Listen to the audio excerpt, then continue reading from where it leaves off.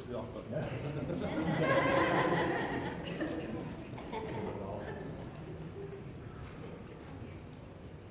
If I preach on this side, I won't be on the camera. Or I'll look. Morning, church. Morning. Many of you guys know my 8-to-5 job. I'm an accountant. I work with numbers and figures and equations. I worked on an equation hard the last few days, and that was this: that short notice equals a short sermon. But as I kept working on it and timing it, I thought I'd better give you a different equation. This is I was a catcher playing baseball, so this is an old Yogi Berra youthism here. I promise I'm finished when I'm done. Might go a little bit long this morning, so please forgive me. For those of you that are visiting, I caught a couple walking in. I'm not the full-time pulpit minister here at North Garland, so please come back. Get shared next week. Don't hold it against the church here this morning. If you would, you can turn your Bibles this morning to Philippians chapter 2. Appreciate Corey. We talked a little bit. His community talk around some scriptures I was going to use this morning, so thank you, Corey. You mark that place in Philippians chapter 2. I want to kind of go somewhere that's has convicted me these last couple of weeks. And it was after we went to Winterfest, and the preacher from Memorial Road Church of Christ in Edmond was preaching over Jesus' prayer in John 17 over unity. And he had a very profound conclusion to his message. He wrapped it all up by saying this: that it's easy to be divisive, and it's easy to create division. But it's through those divisions and our unity that's our testimony. It's pretty deep. And it's just been resonating to me. And what really resonated to me, though, was some poll questions. And so we're going to try some technology today that we haven't done before, I don't think. And we're going to take some live polling here in our congregation this morning. Right, so pull out your phone, your device, if you will. We're going to ask you a couple questions. This doesn't work on the screen. If you can't get that to pull up your poll question, look at your bulletin. And in your bulletin, in the bottom front corner, there's a blue QR code. All right? And if you scan that in, you should get this profound, deep poll question that: is a hot dog a sandwich?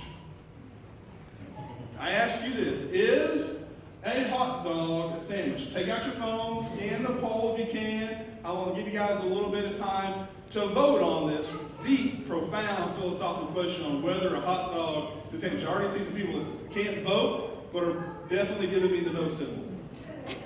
All right, hopefully I've given them enough time to vote, Jim. So let's see our results here this morning. Wow, 70% say no. Yes, give yourself a round of applause. That's definitely the crowd that I fit in. That is definitely a no. And we debated about this at the event. We debated about it actually again on Wednesday nights. So, man, this is a hot topic. Let's bring it up again Sunday morning. And one of our students in class, Brody Hills, and they pulled a picture for a second. He had this profound argument about how it is a sandwich. And I said, Brody, think about this, because I'm a no. And I said, when I eat a sandwich, it's bread, meat, bread, right? And when I hold the sandwich, it's in a horizontal position. That's the definition of how you eat a sandwich. On a hot dog, it's bread, meat, bread. And that doesn't eat like a sandwich. You can't take a sandwich, turn it vertical, and eat it. And so he sent me this picture.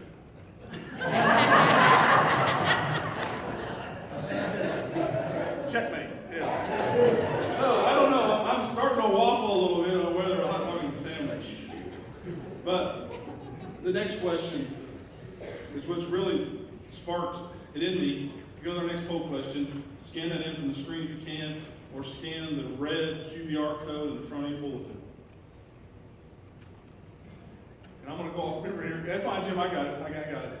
It says, imagine yourself again. Whether side of the argument you're on, a hot dog or yes or no, pick any arguments you want. There's always one side and the other side, right? You and the other. Well, let's pretend in this situation, and your poll question is this: if you're the winner in this dispute, and because you're right, you get $10, and the person that's wrong gets $20.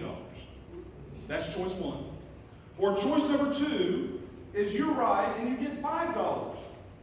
Less than 10. You get $5, but the person that is wrong gets $1. Give you a few seconds to think about this question. See, the actual results actually startled the speaker, and he had to pivot a different way, so I hope you guys will do that to me today. All right, give me just a few more seconds. I see everybody not looking at their devices or voting, so that's good. We should be done. Jim, let's see what our results are. Okay, so the majority of us fall in my camp. Thank you, thank you. You would rather receive $5, so the loser receives $1. Yeah, think about that. You would rather not get $10 because you want to make sure that you're right? That the other person don't get more than me if he's wrong. That's just not right. And so we've been talking about this, and Meredith said, yeah, I'm that way too, Dad. I go that way because I'm competitive and I want to win. And I tried to give that some validity as it mulled around in my head, but as I got down to the core of it, I really felt like that at the core of it is because I'm selfish. Right? At the core of it, I want to be right. And it's just not gratifying enough that the one that I'm right, that the other person cannot be lifted up above me for being wrong. And my emotions about it just really was selfish. That's what I want to talk about this morning, because as I thought about it, some deep memories came up. And I just feel like that if we think about it, we are becoming a selfish society. We're becoming a selfish culture. You know, what makes me happy? What works out good for me? Did my kid get into the best school? Did my kid get the best teacher in that grade level? Did my kid get the chance in this sport? Did they get enough at-bats? And all? It's just all consuming. If we're not careful, selfishness will affect you at school. Selfishness will affect you at your job. Selfishness will affect you in relationships. Selfishness can affect your marriage. Selfishness can affect the church. But the biggest one that I'm going to talk about this morning is how selfishness can separate the relationship that you have with God. And as Eric has last couple weeks ago and invited folks to come up and share your testimony, this morning I'm going to do something I've not done in a large setting. Some of my friends and close people have heard snippets of this, but this morning I'm going to share with you my testimony because it is the only thing I can illustrate what I mean by this. And so I got a few props real quick.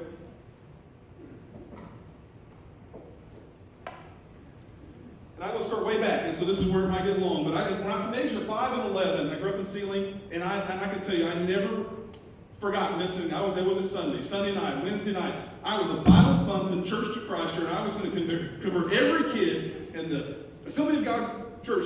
I knew the 5 steps of salvation: hear, believe, repent, confess, and be baptized. And I was a hard fighter soldier at the foot of Willie Franklin. And you could not be saved by just saying a prayer. Everybody knew it, and I was out to save the world. In fact, I got some mementos to prove it here. This is the Bible that I won at Course Mountain Christian Camp by winning the Bible Bowl, signed by Eddie Beard. You see it's pretty stiff? I don't use it, it's King James. This one, though, sits in my office in a place of prominence. Bible Bowl chant, 1987. I won it in this very church. In 1987 on the Book of Daniel. Somebody out there probably graded my paper and said, that's going to be one obnoxious Christian. He didn't answer a single question. All I can say as I thought about this is going to laugh. It has my name engraved on it. They must have knew I was coming. You know? You kind of get the gist. And as I turned about 11 and 12, we got this great, enthusiastic preacher named Lanny Joe. And many of you guys know Lanny. He preached in Tennessee as well, and I was at Blackwell. And I owe a lot to the man, personally and spiritually. And we loved him because we came in, and our family was attached to him. We went to Canton Lake and we fished. And we created games called Bunomatic. Some of you guys that know him, text him, ask him who the best at Bunomatic is. If he says it was him, tell him I know there's a place where liars go. Okay? And we created games. In fact, my grandparents' house was right across the street from the Church of Christ when I lived in town. So we get out of school and go over there, and we go across the street to the church, so we go in the parsonage, so we could do what? Listen to ZZ Top and play Nintendo. We had the coolest preacher in town. But something happened, they let Laney go. And my parents didn't take it too good, had some word for the church, and we left the church in Sealing, and we started to go to Canton. And I use the word started because that's all we got done. We went there a few times, a dozen maybe at best. And before long, we weren't going at all. I can tell you that from my 7th grade year to my senior year in high school, I didn't step inside a church building more than a dozen times. If I did, it's because I stayed with my grandma and she took us to theirs. Man, were they crazy. Ask me about that later. But every year, guess who picked up the phone and called? Laney Joe. Said, Dee, I need you to come be with me at Larry Creek. I need a counselor. Will you do it? And I said, yes, sir, I'm there. This part's here a little bit of a confession because some of you guys out in this audience were campers. Some of you were fellow counselors. Man, I was on fire for a week, baby. It was easy to do that because I didn't put out any effort the other 51 weeks of the year. Where I thought I was Superman. Maybe just a step below Ryan Fred, but I was close. And what I did at that time was what a lot of folks do. I mean, I poured myself into me. And there were two things that I could pour myself into. That was sports and school. And I set out to make two goals. I was going to graduate valedictorian in my class, and I was going to be a 3-sport all-star. And if I wasn't in class, I was in the gym. If I wasn't in the gym, I was in the weight room. If I wasn't in the weight room, I was in the batting cage. If I wasn't there, I was eating, as you can tell. That was all my life was about. That was it. And towards my junior year, I won't go into all the stats and statistics. Also, I had a good year, and I was starting to get some talks. I went in and talked to Coach one day, and you got to picture this now. To be honest, my vision kind of faded just a little bit for me in the 3-sport all-star to be in the next Brian Boswell. Okay? Now, I wore number 10 because I was a quarterback and middle linebacker, and he couldn't wear a high number at quarterback. But I had the Christmas tree off of Charlie Sheen and Wild Thing, and a number 44. Right there engraved in the back of my head. I was a 10 on the chest, but I was a 44 at heart. And I went to the coach and said, I want to play at OU. He said, I'm going to tell you something. I don't think you're good enough today. I don't think you're good enough. You might be someday, but you're not good enough to probably play at that level. But you are smart enough and you're good enough that you can go and play and get a great education and get school paid for. So my goals changed just a little bit. He said, I don't care about those stats. What you need to do is do a bench 225 10 times, squat 410 times, and run a 40 under 5. Those are the stats I look at. Don't look what's in the paper. That's for your moms. And I worked out, and that's all I did. And my goal was to get a full ride scholarship. Partly because that was about how schools would get paid for me. My mom was a teacher, my dad was a farmer, and that was about my choices, okay? And it just consumed me. That was it. And I was getting down towards the end, and then it started being weird. I had a chance to play football or play baseball, and there was this tournament. At that time, I was playing for the Woodward Travelers, and there was this tournament in Cherry Creek, Colorado. And I was waiting until after that tournament to decide what I was going to pick. And as many of the parents here can attest, kids, you don't realize this, but it is expensive for all these extracurricular activities. For me to drive to Woodward, to go to the hotels, you guys didn't hear this, but for beer money. And for all the stuff we did on the Woodward Travelers, it was expensive. And me flipping burgers at the Shamrock just wasn't getting done. And I was dating a girl from Tologa, and yes, Alyssa wasn't my first one, sorry. I was dating this girl from Tologa, and her dad worked in the oil field. And he saw my predicament, and he said, hey, I got a job for you. It's tough. I think you're tough enough, and that was all I needed to say. If you're tough enough, come work. You make some better money, and it was his way of helping me. And how many of you know what a doodle bugging crew is? Got a couple? Okay, so not very many. Let me explain this real quick. What a doodle bugging crew is we would go out, drill a 100-foot hole with about 3-inch pipe. We'd put a foot or so of gravel in the bottom. We would string this 30-inch long piece of C4 dynamite down into the hole, hold onto the feed wires, then grab a pack at the top. Then the seismographic crew would come along and line up some of those wires, hit the old plunger, and blow it up. And they would take seismometry to see where they were going to drill for oil. Okay? So that's what I was. And all I did all day long was grab a 10-foot pipe, hold it for the drill, grab another 10-foot pipe, hold it for the drill. As soon as the hole was done, grab the 10-foot pipe, and it was threaded at the end. I had to hold it, it had to come off and put it on the truck, and just hours of slinging pipe. Luckily, I got to quit my evening workouts after a day of that. It was tough. And one day, we were drilling, we were in some canyon areas. You guys know the terrain around Tologa, the North and South Canadian River, and up towards Visay. It's pretty very hilly and canyons, full of cedar trees. And they had us drilling holes all along the canyon edge, about 30 feet from the edge. and they just had a flag where we were supposed to drill. And we were drilling one day, and Don was his name. Don said, Dee, I want you to grab the water truck, and I want you to drive over, and I want you to back up to the drill on the incline so that the water will gravity feed, and we don't have to turn on the generator. Okay? To help you visualize this, I put a picture of what our truck kind of looked like. Like a real robust Army truck. See those little cabins on the side? That's where we had our C4 dynamites visually, and then had a generator that would run the water. You guys will also picture this. Do you guys see any mirrors? No, exactly. You look close, they're there. They're about 4 inches. And they weren't glass because they didn't want to break, right? That shiny reflective metal. You couldn't see a pimple if you're 6 foot from it, maybe 6 inches from it. It was terrible. And so, just for a second, David, I ask you to stand up. Would you stand up? Help you guys picture this. I was 17 years old, just finished high school. Hadn't even turned 18 yet. About David's age, backing that Army truck up when I couldn't see. Thank you, David. I appreciate it. I panicked. I'm like, I can't do this. I feel like I'm going to run into the drill. I'm going to run over the crew. And so I'm going to pull up and let Dawn back it in. And as I'm going down the incline, I take it out of reverse, and I hit neutral, and I'm trying to slam it into first, and slam it into first. And what's happening is I'm rolling backwards so fast because of the way of the water that I could not get into first gear, no matter how hard I tried. Then I realized, I think I might run into the drill, run over people. I need to steer this thing to protect everybody. You think, why didn't you grab for the emergency brake? Well, first off, there were no safety classes, no instruction where the stuff was at, but mainly because I had no power steering. It took both of my hands to steer it. I steered it away for everybody else's safety, but my tires found the edge of the canyon. And the truck starts to speed rapidly down the canyon backwards. All I see is this skinny 6'3" man run to the edge of the canyon and say, "Bell out!" I'd like to tell you I took my seatbelt off and did it, but I didn't have a seatbelt on, right? I mean, it happened so fast, and I go and I jump out. But I didn't get far enough away from the truck. I hit a cedar tree.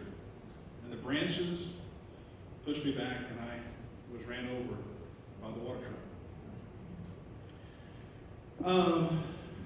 There's a lot more of this story, but we'll go 40 minutes, so I'll keep going. There were a lot of funny bills after this, but probably the most funniest, if I just rolled the bull another 15 seconds, it rolled about 50 yards down the hill to a big old cedar tree and stopped.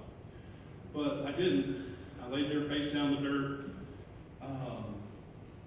Basically, after a whole bunch of stuff, they got me to the hospital. They x-rayed me, bandaged up my wounds, helped me overnight to make sure I didn't have any internal bleeding. The next day, they let me go. And I laid in bed for weeks. It took a couple weeks before I could even get to where I could actually walk comfortably again. A couple months before I even thought about running. And as I sit there in bed, I just cried a lot because there were no more scholarships. There were no more full rides to school anymore. And that was tough. And I think about it now, it's like, if I knew what I knew now, Bryce, in the insurance world, I'd have had a full ride. I'd have filed me a workers' comp claim. Heck, I might have owned me an old service business at the age of 17. But I didn't know any better. I felt bad. I wrecked his truck. He paid the hospital bills, I guess. I don't know. But I went. So I packed up. I was not in a good space in life. I took my $1,500 valedictorian scholarship, got 2 part-time jobs, took out a student loan, and went to school at OSU. But I wasn't that much of a joy to be around. It was a big pity party, to be honest. And I didn't step foot once into that building at Stowart Church of Christ or the University Center at Duck and McElroy, not once. First year is coming to an end, and I'll be darned if that phone doesn't ring. Hey, Dee, it's Lanny. You up to go, Ken? I really need a counselor again. You guys don't know how much, in the heart of hearts, how I wanted to say no. But I didn't. I said, sure, sign me up. And what we did as a custom, as we always showed up the night before to prep for camp.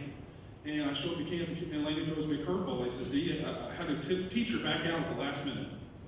And I was able to get a replacement counselor at the last minute, not a teacher, so you're going to teach. Okay? So don't worry about it. Don't worry about it. He's got all this materials right here. You just got to follow. Don't have to think of anything. Just here's the material, you do it.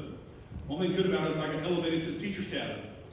That was like a palace. I mean, it wasn't the double bunks in our bed, just the beds, the teachers.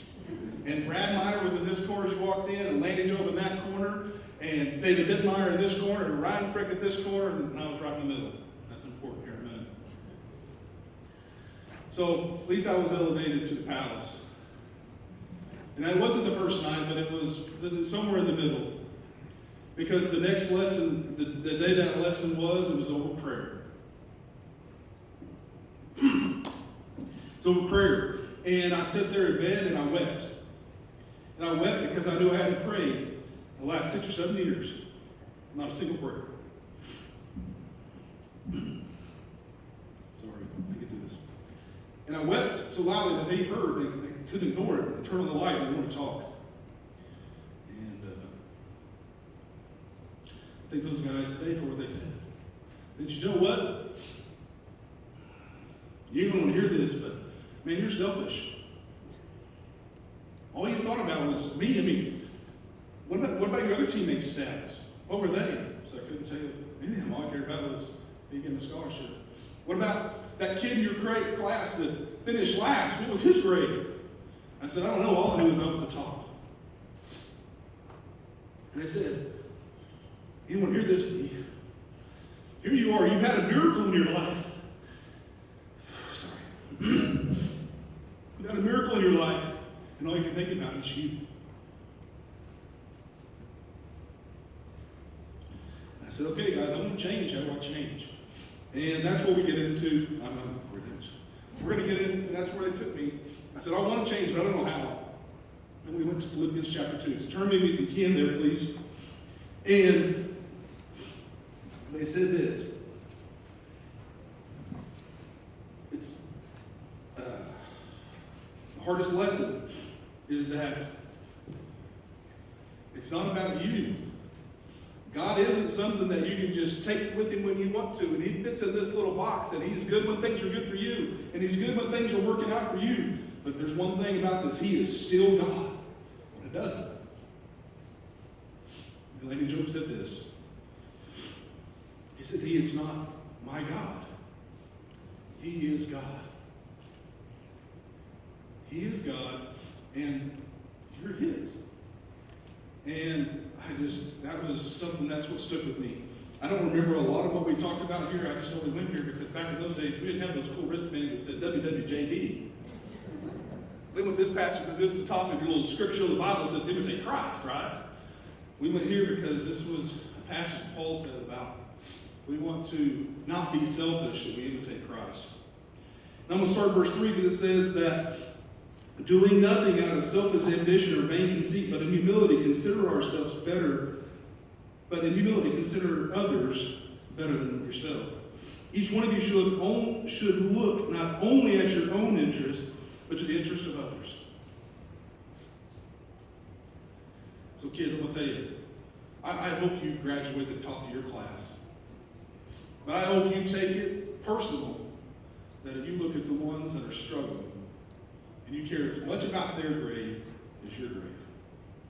And if you're the best on a team, that's great. But I challenge you to look at those that aren't and make them better. And if that's your job, you've been elevated. May God's blessing, I challenge you to look around and help those that are trying to do the same. That's what he said. That's all you got to do is think about others instead of Dee. And this is when it gets tough, though. It says, and we have many nights talking about this, that Jesus, who being in the very nature of God, didn't consider equality with God something to be grasped, but he made himself nothing. You might think you're all that in a bag of chips. Look in the bag, there's probably only 2 chips, right? It's even God himself, Jesus himself, didn't take his position something lightly. He came down and lowered himself. Became nothing. And this is where I ask for to read. That even taking the very nature of a servant, he became like a human. Not only did he come out here to be a servant, as he read in John chapter 13, he washed the feet of Judas, who was about to send him to his death. You don't think that in putting somebody else above you? And then this is when it gets the hardest. And being in the very appearance of man, he humbled himself and became obedient to death, even death on a cross. When's the last time you died? I'm not talking about physically. Wouldn't be here. When's the last time that you died? When's the last time you were willing to set aside what you wanted, what was going to work out best for you, what was going to make you happy, for somebody else? For somebody else, but more importantly, for the glory of God. Then we went to these guys. If I didn't admire them as men of faith, I wouldn't have been able to withstand what went on in that cabin. Because we went over to the part where Jesus says, if you're going to take this commitment, you're going to leave camp here, you're going to choose to imitate me, you better be ready for the workout, Dee. You better be ready for the gym. You better be ready to lift. You better be willing to put the time in. Because he says, if you want to do that, you have to deny yourself and take up the cross. You want to know how to go home and do it? That's it. I went back to Stillwater, and things changed. And I worked hard at it. And I would like to tell you that I've never been selfish again. I asked Alyssa to text me some of those so I could share them, and we don't have time for all she texted me. Still working on me. Still working on me. But what happens is life goes on, and before long I'm in another wilderness of selfishness later in life, just to be called back again. But what I can tell you is the reason I wept that night in that cabin is when I reached up in my eyes to pray that night, I can tell you I felt the prodigal son. Okay? So if you're there, all you got to do is turn to him. All you got to do is turn to him. He's really done all the hard work. He's already the one that died on the cross. He's already the one that has overcome death. So remember that. And the only little bit of wisdom I can give you, and I wouldn't count it, call it even wisdom, is something that I'm going to start trying to make more of a forefront in my mind are the words of Joshua. This day, maybe instead of making this be a battle that I'm trying to be something in 5 years, or be something in 10 years, or be something in the future, what am I going to do today? What am I going to do today? Then when at that Winterfest they asked us, if you're that spot, just raise your hand that you're going to go try and do something. And I'm trying to make that pledge. I want to do what Joshua said, that you've got to choose who you're going to serve. Am I going to serve Dee? Are you going to serve you? Or this day in my house, I'm going to choose to serve the Lord. Make it an everyday battle. Just wake up today and say, Lord, give me the strength to set my wants and my needs and my desires aside to follow you. Bring me those opportunities. Bring me those blessings. I wish I had an easy pill or a great formula since I'm into math, but that's it. It's hard not to be selfish. WWJD, imitate Christ. Be willing to put others' needs, be willing to wash the feet of someone who's about to kill you. Put others' interests ahead of your own. Choose every day that you're going to follow him. Let's have a prayer and Ross will release a song. Dear Heavenly Father, I thank you so much for this day, and I thank you for your love. I thank you for your blessings in life. I thank you that even in times of life when we are selfish and we turn away and we lose focus, that it's about us and not about you, that you don't turn your back on us, that you're there, you're always there, you're on our side, that you're waiting to embrace us and bring us back into your fold. Father, we love you for who you are. We love you that you are God. And we may not love sometimes the things that you bring our way. But Lord, may you give us the strength and the power to glorify you in all that we do. In your Son's name we pray. Amen. Rob's going to lead us in a song, and if you need prayers in the church or you want to make a decision to put on Christ in baptism this morning, the table's open. Let's stand and sing. Oh.